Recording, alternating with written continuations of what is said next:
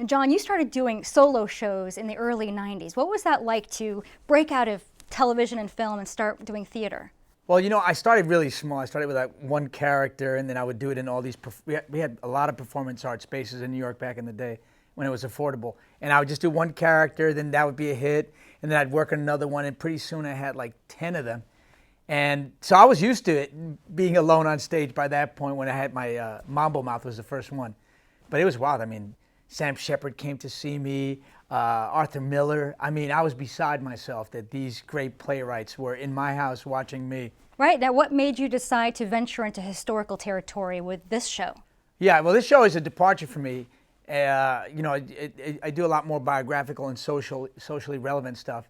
I just, talking to my son, who's 15, and he asked me, do we have any Latin heroes that have done anything? And I was thinking, Pitbull, Sofia Vergara, we do great food, we dance well. But I knew we had to have something a little more impactful.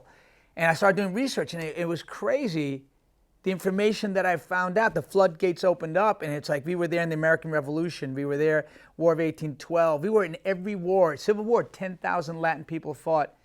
And you never hear about these things. I mean, people who contributed big time, 500,000 Latin people fought in World War II.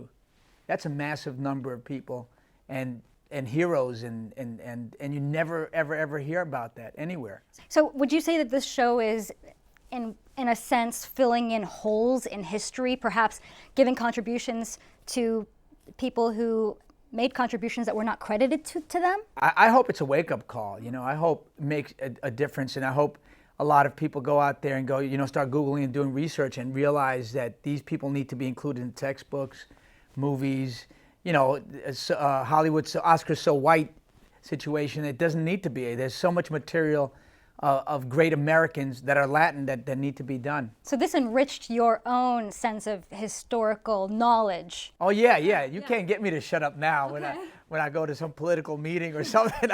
I belong now. Yeah. Okay, so can you give me an example of something that really surprised you, maybe? Well, during the Revolutionary War, there were so many generals that were Latin fighting, and they were Mexicans and Cubans fighting, and Cuban women in the South who were living in America took all their jewelry and their household belongings, sold them to feed the troops in the South.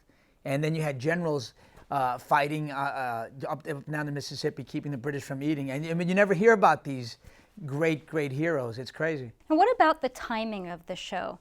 Obviously, in the political landscape, we're getting a lot of dialogue and discourse about immigration. Yeah. How does the timing of this show fall into that for you? Well, I guess pretty lucky in some ways, considering Trump's comments and even Marco Rubio and Ted Cruz. I mean, I don't understand the hypocrisy of that. I mean, Marco Rubio's dad was an immigrant, and he was lucky that he was accepted, and then he's going to be against immigration.